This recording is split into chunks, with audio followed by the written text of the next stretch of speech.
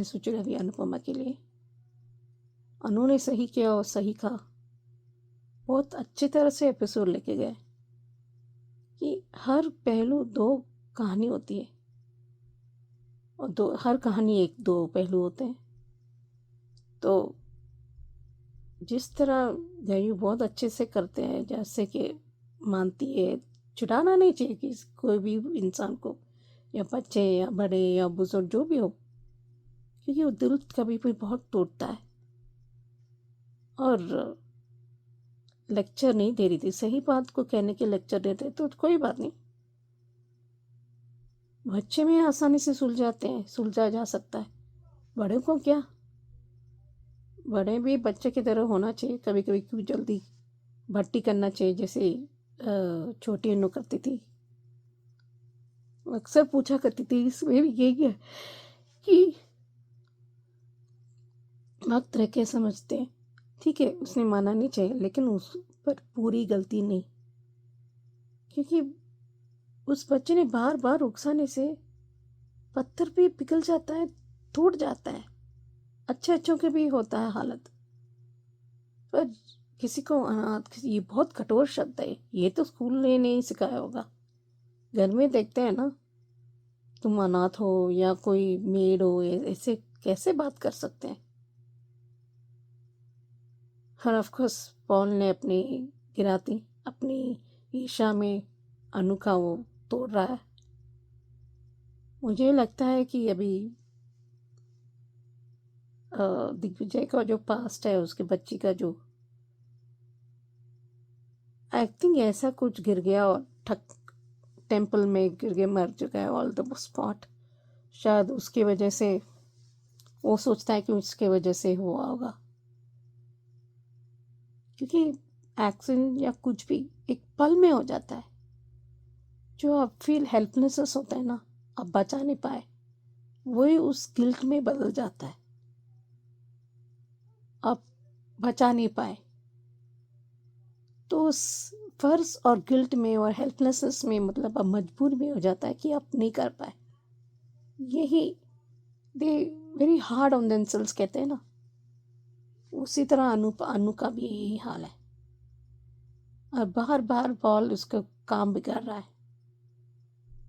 क्यों नहीं यहाँ दिग्विजय से घर से काम खाना बना के बेच सकते हैं, ताकि पैसा भी मच जाए और घर में ये नहीं होता है। सो पॉल उसने काम कर रहे थे, पर कहते हैं ना, उस पल में हमें क्या, ये का हमारा पल, क्योंकि पैसे की ज़रूरत है तो क्या करेंगे। लेकिन वो खटोर जैसे दिख रहा है ना, वो ऐसा नहीं है। इसके अंदर मोम की तरह, इस लाइक जैक फ्रूट। डॉक्टर अच्छा है, पर कुछ काम भी बचा सकता है, वो मदद मांगेंगे तो it's a matter of time. ये कैफ़े जल्दी ही खुलने लगता है, तो थैंक्स टू पॉल। अभी देखते हैं किस तरह, पर मुझे ये भी अच्छा लगता है कि हर 2 हफ्ते मिलेंगे। और जिस तरह वो मोटिवा और प्रेम का scene was very nice, I like it, मुझे पसंद है। काश वो उस गौतम गधेड़ा को, नालायक को बेचती, और प्रेरणा कहीं और से। पर अब तक तो ठीक है, पर जिस तरह अनुष्का और जसप्रीत का सीन गया ना, वो वाकई काबिल तारीफ है। कहते हैं ना, नज़र उतारना चाहिए, तू तू तू मुझे it's a matter of time Jayu उसके दिग्विजय के गोदी में बैठ जाएगी। देखते हैं। हेलो अंजू जी, नवीन जी नमस्ते, और सभी को सुजाता का प्यार भरा नमस्ते। आज का एपिसोड देखा, अच्छा था। ये अनुपमा उसके जया के स्कूल के प्रिंसिपल के ऑफिस में बैठी हुई है, और जया ने अपनी आप बीती बताई है कि सलोनी उसको क्या क्या कहती थी, कैसे कैसे उसको ताने दिए जाते हैं। कह रहे कि मैं बैड गर्ल नहीं बनना चाहती थी, लेकिन मुझे इस सलोनी ने बैड गर्ल बनने पे मजबूर कर दिया, क्योंकि जब वो जया अपना आपा खो बैठी है, तो उसने गुस्से में आकर सलोनी को थप्पड़, और हाँ, इसका मतलब कि सलोनी ने किसी और भी बच्चे के साथ ये बदतमीजी, जिसने उसके बाल वाल नोचे और उसके मतलब नाखूनों के खरोंच लगी है। और जब वो कह रही है जया कि आप देखो मेरे हाथों में तो नाखून बड़े हैं ही नहीं, तो मैं, लेकिन सलोनी की माँ तो क्या ही बोले, वो तो उसको तो अपना बच्चा सही लगेगा कि मतलब जो उसका बच्चा कह रहा है वो बिल्कुल सही कह रहा है, बाकी तो मतलब सारी दुनिया गलत है। लेकिन ये नहीं समझ पाते पेरेंट्स कि जो है उनका बच्चा भी उनसे झूठ बोल सकता है। और जब सारी बात साफ हो गई है तो तब भी वो अनुपमा को ही दोष दे रही है। करें वो प्रिंसिपल से कह रही है, देखिए मैम ये अनुपमा जी कैसे मेरे से, उन्होंने बदतमीजी की कहाँ है, इन्होंने तो कोई बदतमीजी नहीं करी, कुछ नहीं बोला, तो फिर आप ये कैसे शिकायत, और बिल्कुल आज सही कहा प्रिंसिपल ने और सही किया भी। लेकिन आज बा और बापूजी की दावेली डेट भी बहुत अच्छी थी। और अब तो बा ने भी ये एक्सेप्ट कर लिया कि वो अनुपमा की माँ है, बा है, वनराज की और उसके अनुपमा के बापूजी हैं, और वनराज के नहीं है, क्योंकि वनराज ने उन लोगों के लिए किया ही क्या था। जब जब पाखी ने इन दोनों के साथ बदतमीजी की थी और बापूजी ने गलती से ईशानी को गलत दवाई दे दी थी, तब भी वनराज ने अपने माँ बाप की बेइज्जती की थी। और जब तब ये घर छोड़ के वृद्धाश्रम चले गए थे। और लेकिन अनुपमा ने कभी किसी चीज़ का ब्लेम इन लोगों को नहीं दिया, चाहे हालात कैसे भी रहे हों, चाहे इन लोगों ने कुछ अच्छा किया हो या बुरा किया हो।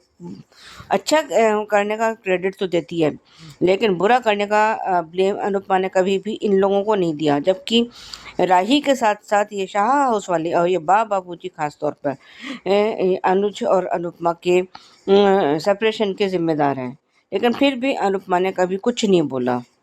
अनुपमा ने वहाँ के प्रिंसिपल को बताया कि मैं भी टीचर बनना चाहती थी, कुछ दिनों के लिए बनी भी, लेकिन उसको क्यों निकाला गया, क्यों उसको स्कूल छोड़ने में मजबूर किया गया, ये बात उसने नहीं बताई। क्योंकि वनराज और बा ने मिलकर उसको इतना परेशान किया किया था कि वो पहले दिन स्कूल लेट पहुंची थी। अब ये सब बातें वो कभी ना तो कहती है, ना कभी वो किसी के आगे कहेगी। उधर जया और अनुपमा का जो सीन बीच पर था वो बहुत अच्छा था। अनुपमा ने अपनी और देविका की सारी बचपन की वो किस्सा बताया है वगैरह, कैसे वो दोनों पक्की सहेलियां बनी। लेकिन वो पॉल फिर वहाँ पर आकर उसको धमका रहा है और मैं इसको यहाँ नहीं रहने दूंगा।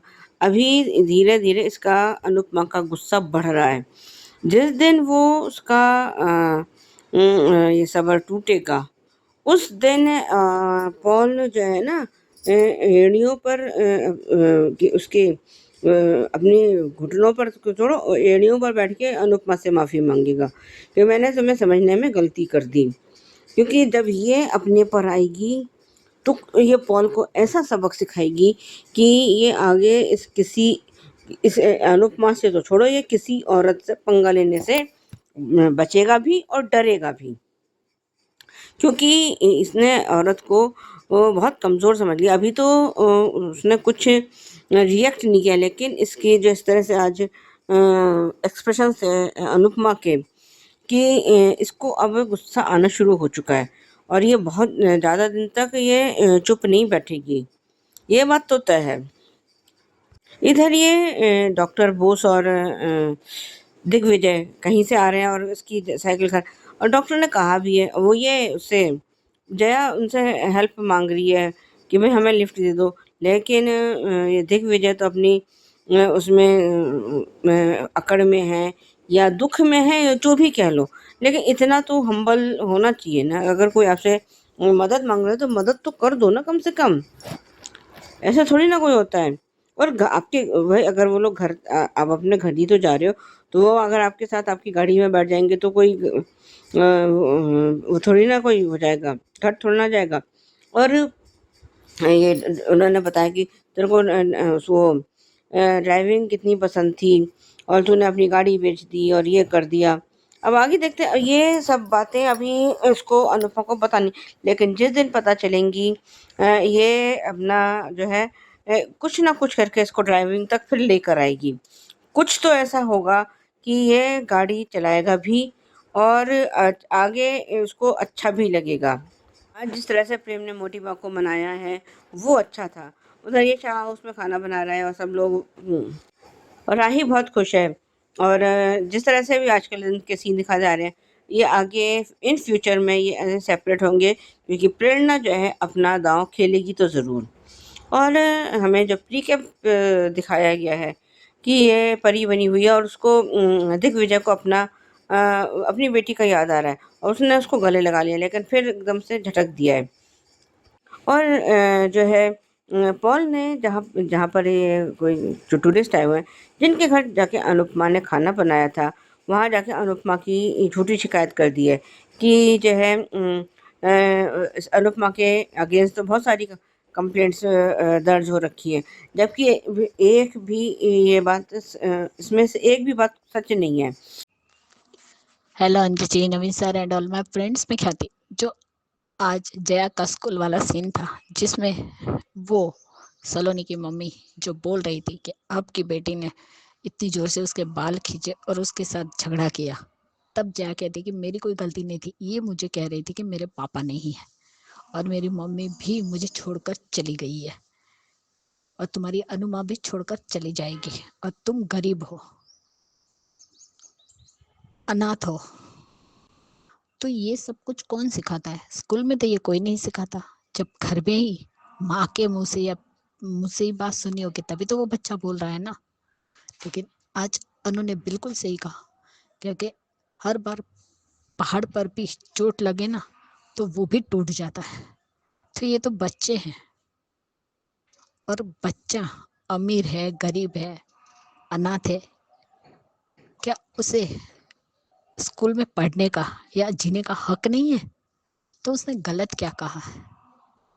और ये तो समझने वाली बात है और एक मैसेज है कि बच्चे आज झगड़ेंगे, कल एक हो जाएंगे, लेकिन बड़ों को उसका इश्यू नहीं बनाना चाहिए। क्योंकि वो बात खींच रही थी और अनुपमा बात सॉर्ट आउट करने की कर रही थी, तो प्रिंसिपल ने भी अनुपमा का ही साथ दिया कि इन्होंने जो कहा बिल्कुल सही कहा, कि ये किसी को भी बोलने का अधिकार नहीं है कि वो बच्चा अनाथ है या गरीब है। शिक्षा पे सबका अधिकार होता है, और पढ़ाई करने बच्चे आते हैं तो अच्छी बातें सीखे ना, बुरी बातें क्यों सीखनी है? क्योंकि बच्चा आज झगड़े करेंगे, कल फिर से एक हो जाएंगे। लेकिन बड़ों को ये मैटर सॉल्व करना चाहिए, ना कि उसको बढ़ाना चाहिए। तो ये एक अच्छा मैसेज ही है। और यहाँ पे पॉल खुद को बहुत बड़ा गुंडा समझ रहा है तो एक मच्छर ही है। जिस दिन अनुपमा, पहले वाली अनुपमा से उसकी मुलाकात होगी ना, उस दिन ये पॉल की सारी हिकड़ी निकल जाएगी। अनुपमा का एक थप्पड़ ही काफी है पॉल के लिए, लेकिन पता नहीं क्यों अनु पंगा नहीं लेना चाहती। और उसने ये भी कहा, वो दोनों औरतों ने कहा कि तू अनुपमा के पीछे क्यों पड़ा है, तो मेरे को बाहर की चीटी तक पसंद नहीं है मेरे गोवा में आने के लिए, तो ये तो अनुपमा है, ये भी मुझे नहीं चाहिए। क्यों भाई, तुमने सारा गोवा खरीद के रखा है क्या? और अनुपमा ने कहा कि मुझे किसी के भी पेट पर लात नहीं मारनी है, ना ही मुझे किसी का धंधा चौपट करना है। मैं सिर्फ अपने बच्चे का पेट पालने के लिए और अपने गुजारा करने के लिए मैं काम कर रही हूँ, ताकि मैं अपनी बेटी को पढ़ा सकूँ और उसकी फीस भी भर सकूँ। और जीने के लिए तो कमाना तो पड़ेगा, तभी तो वो अपना घर चला पाएगी। तो उसकी बात भी गलत नहीं थी। आज जिस तरीके से वो नींबू शरबत दिया वो अंकल ने, कि पैसे की बात नहीं है, ये लो पी लो, तब जया ने मना कर दिया कि नहीं। तब कहते हैं कि एक ही गिलास दीजिए, मैं और अनुमा एक गिलास से ही पी लेंगे। वो बच्ची एक ही गिलास लेकर आई। सच में वो सीन दिल को छू गया। और यहाँ पे प्रेम अपनी दादी को मना रहा है, जिस तरह से उसे क्यूटी पाए, माई हॉट दादी। जो भी सारे शब्द प्रेम ने बोले ना, जिस तरीके से वसुंधरा कोठारी शर्मा गई, वो देखकर अच्छा लगा। और जिस तरीके से अपनी दादी को प्रेम ने मनाया है कि हम डेट पर जाएंगे और हमारे साथ कोई नहीं आएगा, आप और मैं ही जाएंगे। आप हंसते रहा कीजिए। आप जब झगड़ा करते हैं तो अच्छा नहीं लगता है, आपके चेहरे पे हंसी अच्छी लगती है। तब वसुंधरा का कहना कि बदमाश। और वसुंधरा, ये तुम्हारा परिवार है, तुम्हारे ही बच्चे हैं, तो तुम उसे देखो ना। गौतम जी तुम्हारा क्या लगता है? तुम्हारा बिजनेस चलाता है उतना ही, लेकिन अनिल और पराग तो तुम्हारे खुद के बच्चे हैं ना, तुम्हारे पोता पोती है। और ये बादशाह कहाँ गया? बादशाह को तो ला ही नहीं रहे हैं अनुपमा में। और यहाँ पे प्रेरणा है, जो राही ने जो ड्रेस पहना है वो प्रेरणा का लाया हुआ है, जो गिफ्ट दे रही है। क्या राही को ये सब कुछ देकर तुम उसी के पीठ में छुरा घोंपने वाली हो? तुम्हें प्रेम चाहिए क्योंकि तुम यहाँ तो रहती नहीं, वो दूसरी जगह रहती है।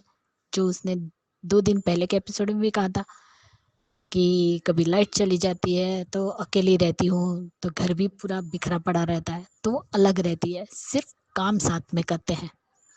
लेकिन हमें प्रेम पर विश्वास है, क्योंकि प्रेम सिर्फ राही से प्यार करता है। वो प्रेरणा को कभी भी वो जगह नहीं देगा जो राही की है। और आज जब अनु और जया दोनों धूप में साइकिल लेकर चल रहे थे, तब उसने डॉक्टर अंकल कहा, तब उसने गाड़ी रोकने के लिए कहा, लेकिन दिग्विजय ने मना कर दिया।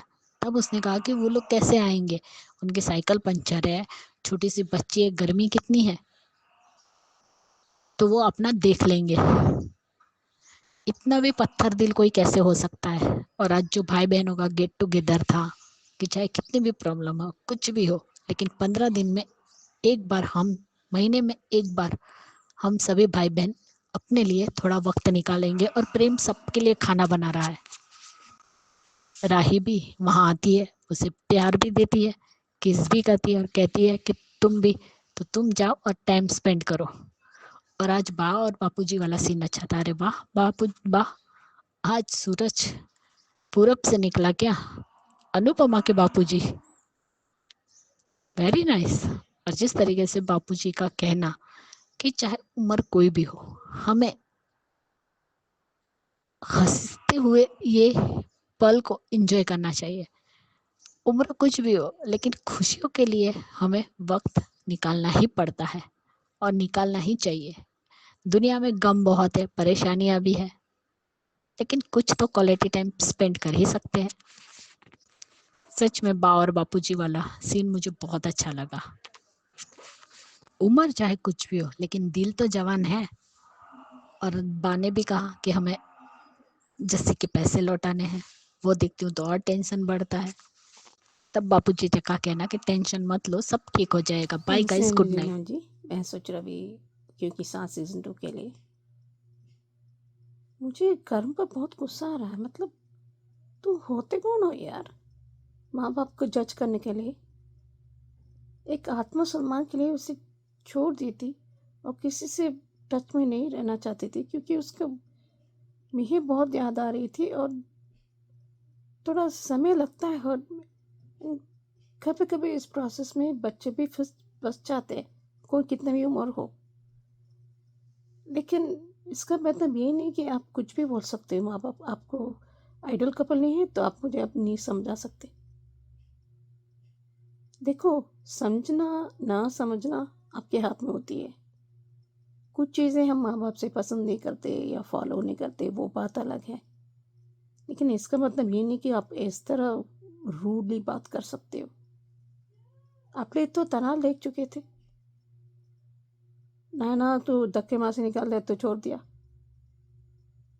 आप अपनी पत्नी से प्रूफ मांग रहे हो, विश्वास नहीं रखा कर रहे हो, ताने कस रहे हो, ताने देते हैं। कितनी सुनेगी? सारी उम्र उस घर को दे दिया था, बचपन से उस घर को सारी, मतलब उसके सासू माँ, उस काकी, ये सब चाची, सबको मदद की, सबके साथ किया था। मैगजीन ले आती थी, जो भी करती थी, बाबूजी के लिए मदद करती थी, सबके करती थी वो। किस हक से ऐसे बोल रहे हैं? हाँ, तो याद बनाने की भी ज़रूरत है, कुछ तो वक्त नहीं देता और बोलता है कि तुमने सही किया, नंदिनी से गलत कर रही है।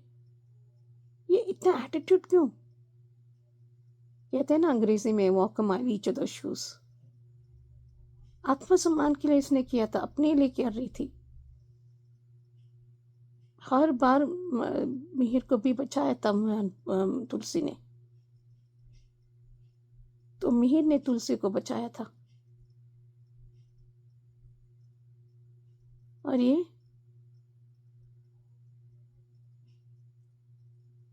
अब बच्ची को संभाल नहीं पा रहे और तुलसी मिहिर को सुना रहे हो।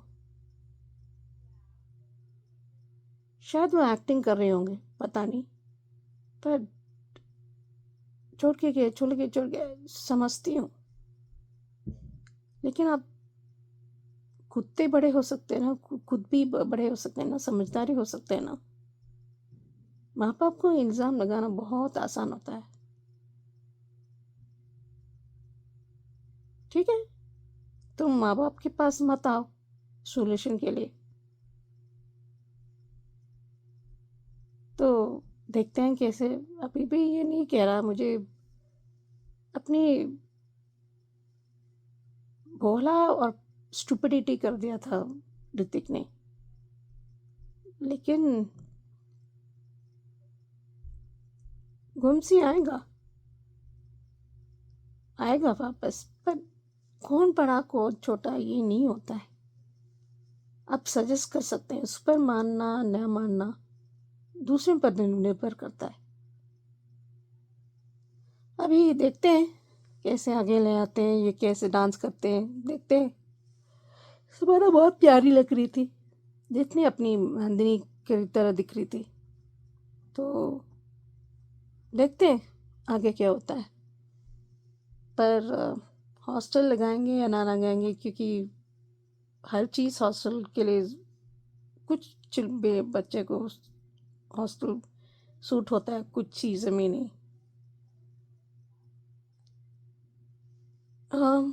पता नहीं इतनी जल्दी से भेजना ठीक है या नहीं, आई डोंट नो। पर जिस तरह उनका वो बिहेवियर पैटर्न, मेरे ख्याल से, मैं समझती हूँ तुलसी को डिस्टर्ब नहीं करना चाहती, लेकिन तुलसी से थोड़ा बात करना चाहिए, क्योंकि कई बार हम अच्छे सोचते हैं, अच्छे करते सोचते हैं, कि वाकई अच्छा होता है या नहीं, वो बात की बात है। देखते हैं। हेलो अंजू जी, नवीन जी नमस्ते, और सभी को सुजाता का प्यार भरा नमस्ते। ये क्योंकि के लिए एपिसोड देखा ठीक था। ये तुलसी और मिहिर करण और नंदिनी को समझा रहे हैं। वो तो नंदिनी कहा है कि मैं हमने ये डिसाइड किया था कि हम शादी के बाद आपको सब कुछ सच बता देंगे, कि हम लोग अलग हो रहे हैं, ये है। उधर सब लोग समायरा को समझा रहे हैं कि आज के बाद कभी भी ऐसा कोई कदम मत उठाना, ये ज़िंदगी बहुत कीमती है। बिल्कुल सही है कि ऐसे किसी लेकिन जो इमोशनल वीक होते हैं वो ऐसा ही स्टेप उठा लेते हैं। और अब करण और नंदिनी ने भी उससे ये प्रॉमिस लिया है कि वो इस तरह की स्टुपिडिटी दोबारा नहीं करेगी, और उसने अभी हामी भर दी है कि मैं ऐसा कुछ नहीं करूँगी। और जो है, तुलसी और मिहिर बातें कर रहे हैं कि हमें गौतम को किसी तरह से बुलाना चाहिए, क्या है। अब वो तुलसी का नंबर लग नहीं रहा है, मिहिर का फ़ोन वो उठाता नहीं है। पता नहीं तो ये गौतम के मन में चल क्या रहा है, ये चाहता क्या है।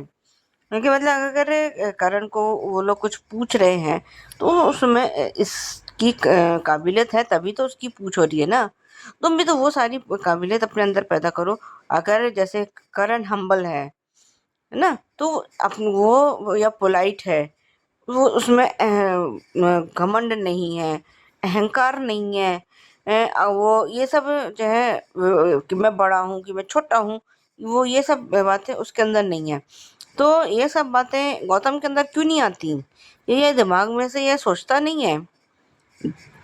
और इधर जैसे तुलसी से मिहिर ने बात करी है, तो वो कह रहा कि अभी तो कोई बात हुई नहीं है। सब लोग ये संगीत उस पर बहुत खुश हैं। और लेकिन मेरे को एक बात समझ में नहीं आ रही। चलो देव सलोनी नहीं है किसी वजह से, हो सकता है शादी के बाद वो लोग घूमने घामने गए हों, बहुत लोग चले भी जाते हैं हनीमून पे, तो वो तो छोड़ो। तो अब तो बाप जी से इनका रिश्ता जुड़ गया, तो फिर बाप जी को उन्होंने क्यों नहीं बुलाया? वो तो अब इनके समधी हो गए ना, फिर क्यों नहीं बुलाया इनको? ये मेरा सवाल है। और इसमें कल तो गायत्री चाची भी दिखाई दी है, सब जब सबके साथ डांस वांस कर रही हैं। वो सब मतलब सबके डांस परफॉर्मेंसेस हो रहे हैं।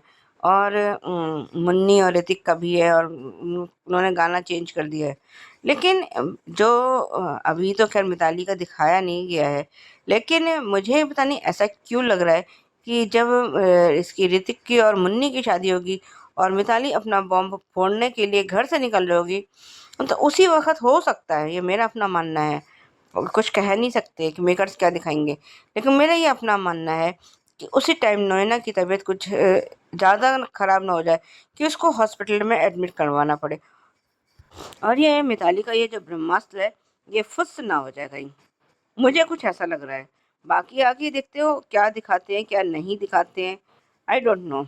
जब तुलसी ये मुन्नी और वैष्णवी आए, तो पार्थ की जो है आंखें वैष्णवी पे टिक गई हैं। और उसमें मतलब और उन्हें कुछ चमक भी आई है। हालांकि अभी पार्थ को ये एहसास नहीं है कि वो वैष्णवी को पसंद करने लगा है। शायद उसको अभी लगता है कि वो ये हम दोनों अच्छे दोस्त हैं, ये हम साथ में काम कर रहे हैं इसलिए।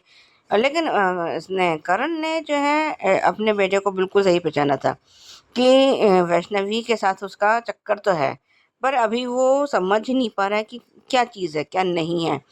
और सबने मिहिर और तुलसी को आमने सामने खड़ा कर दिया है कि समधी वर्सेस समधन होना चाहिए। और मिहिर तो राजी, लेकिन वो तुलसी अभी आनाकानी कर रही है, और वो तब तक मिहिर वहाँ पहुँच गया है, और उसने कहा कि मेरे साथ डांस कर लो बच्चों की खुशी के। अब बच्चों की खुशी के लिए तो वो सब कुछ करती आई है। इधर ये क्या कहते हैं, वृंदा वृंदा जो है परेशान है कि मैं बच्चों को बोर्डिंग कैसे भेजूं, क्या करूं। और लेकिन अब ये बात परी ने भी सुन ली है। और आज जब ये जब ऋतिक और मुन्नी डांस कर रहे थे, तो अजय खुद को और परी को वहाँ सोच रहा है। मज़ेदार था। और इधर परी ने जब सुन लिया है, और वो कह रही है कि या अंगद ने बोला है कि तू ये बात अभी किसी से को नहीं बता, लेकिन ऐसी बातें घर में छुपती कहाँ हैं। और हो सकता है कि जैसे ये वृंदा सोच रही है कि बच्चों को बोर्डिंग भेज देंगे तो वहाँ जाके बच्चे सुधर जाएंगे, तो हो तो इसका भी उलट सकता है ना। अगर बच्चे वहाँ जाके और बिगड़ गए तो ये क्या कर लेगी? फिर ये क्या करेगी कि जो है बच्चे अगर इसके हाथ से बिल्कुल ही निकल गए, वो क्योंकि कई बार बच्चों के कोमल मन पर ये बात छप जाती है कि हम तो ऐसे शैतान थे भी नहीं, फिर भी हमारे माँ बाप ने हमें बोर्डिंग क्यों भेजा। ये बात बच्चों के मन से निकालना बहुत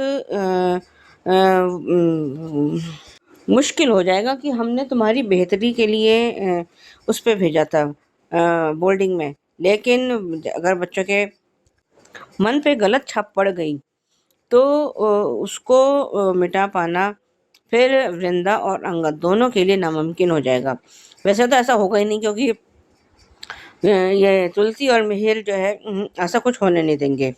और तुलसी बताएगी कि ये क्या कैसे करना चाहिए कैसे नहीं करना चाहिए, बच्चों को संस्कार कैसे मिलने चाहिए। अब गौतम के संस्कार को ही आप देख लो, कहाँ है उसमें संस्कार? हैं कुछ? उसमें जितनी अकड़ और घमंड इतना कूट कूट के भरा है कि मैं बड़ा हूँ, मेरी बात नहीं सुनी, मेरा हक उसको करण को क्यों दे दिया, और वो ये सब नहीं होता। खैर हम आगे देखते हैं क्या होता है। आज की प्रीकैप खैर वही पुराने वाला था। आज के लिए भी बस इतना ही। धन्यवाद। Hello Anju ji, Naveen sir and all my friends, मैं ख्याति। कल का एपिसोड देखा क्योंकि का? कल तो सिर्फ डांस ही था, संगीत समारोह था, लेकिन उससे पहले जो स्टार्टिंग में दिखाया कि जब करण नंदिनी ने कहा कि हम दोनों अलग हो रहे हैं, लेकिन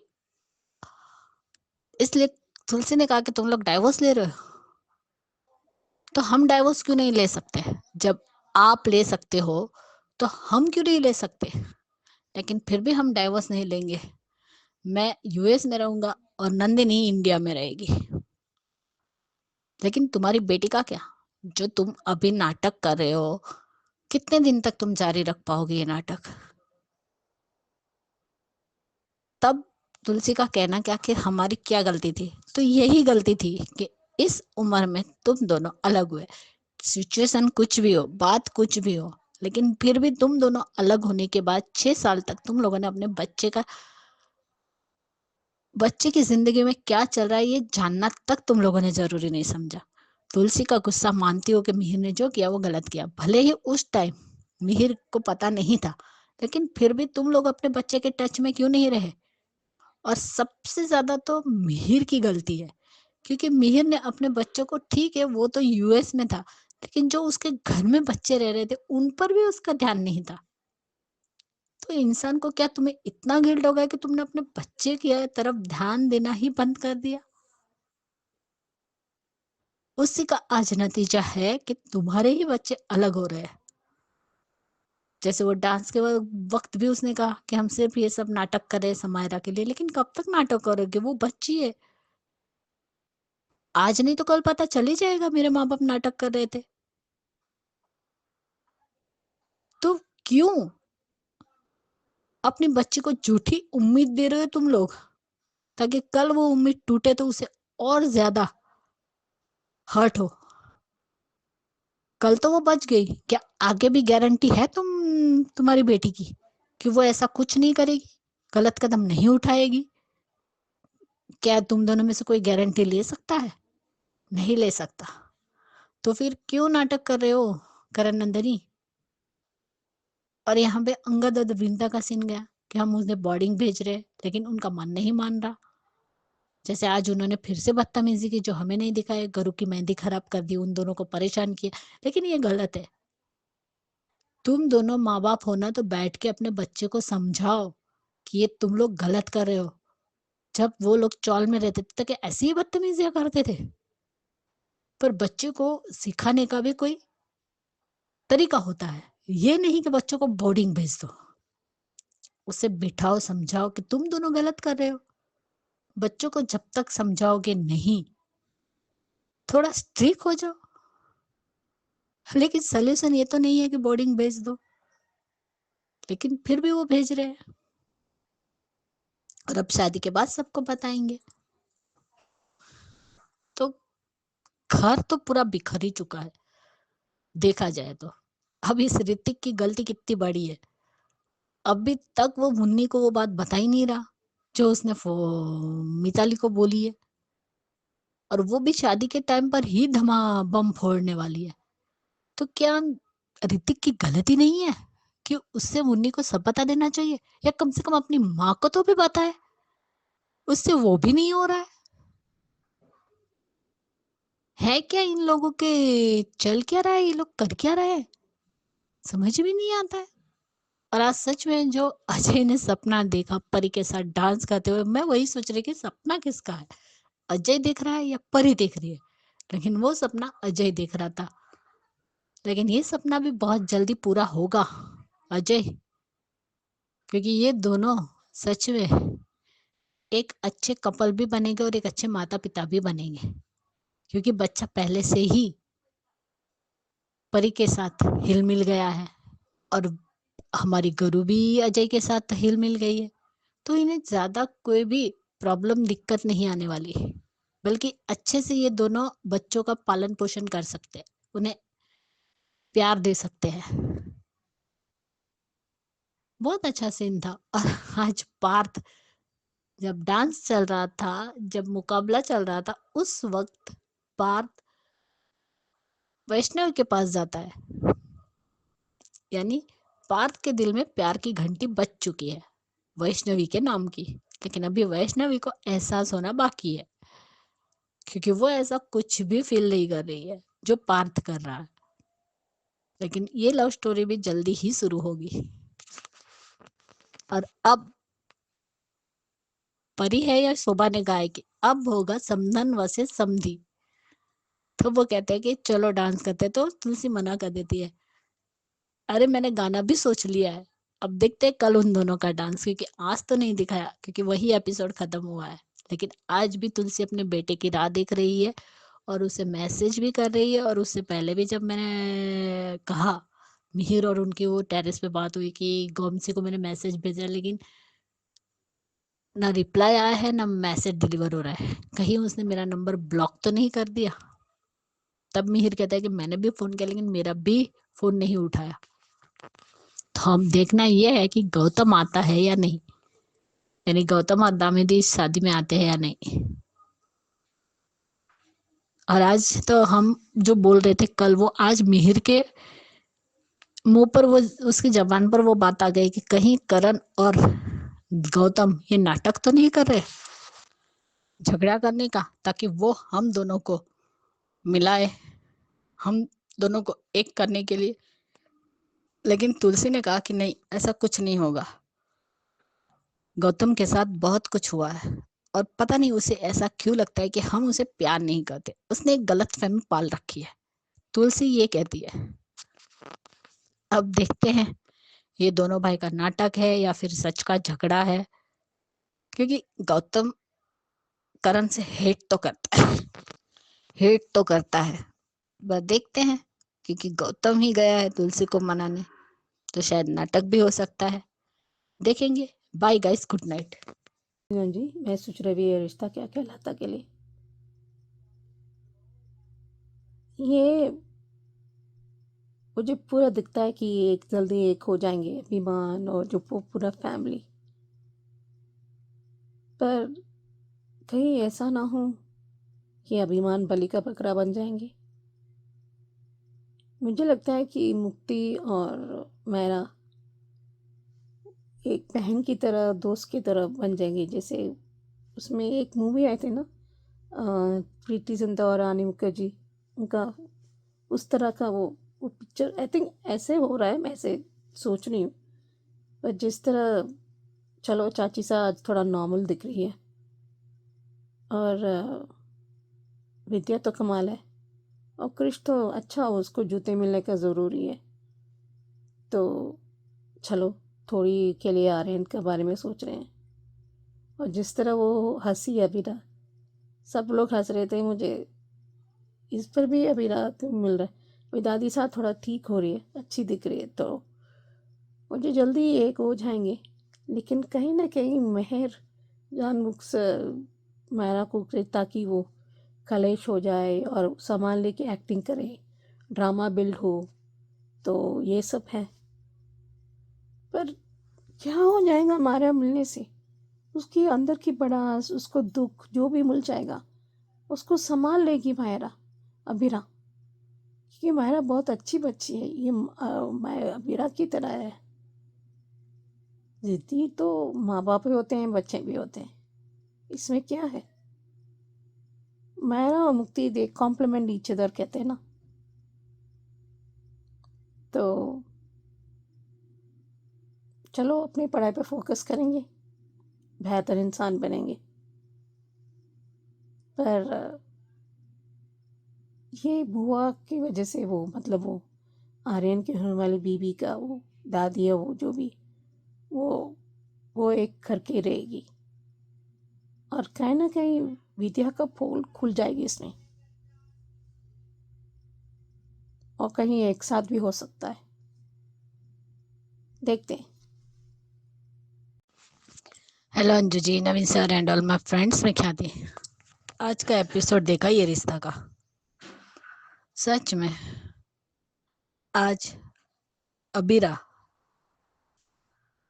मुक्ति से मिलने आई और जिस तरीके से अरमान ने कहा, डांटा, उसके बाद उसने अपनी मम्मी से जब बात की मुक्ति ने और गलती से उसके मुंह से निकल गया कि उसके पापा और आप दोनों एक दूसरे से शादी कर लिए, इसलिए हम आपको मिलवाना चाहते हैं।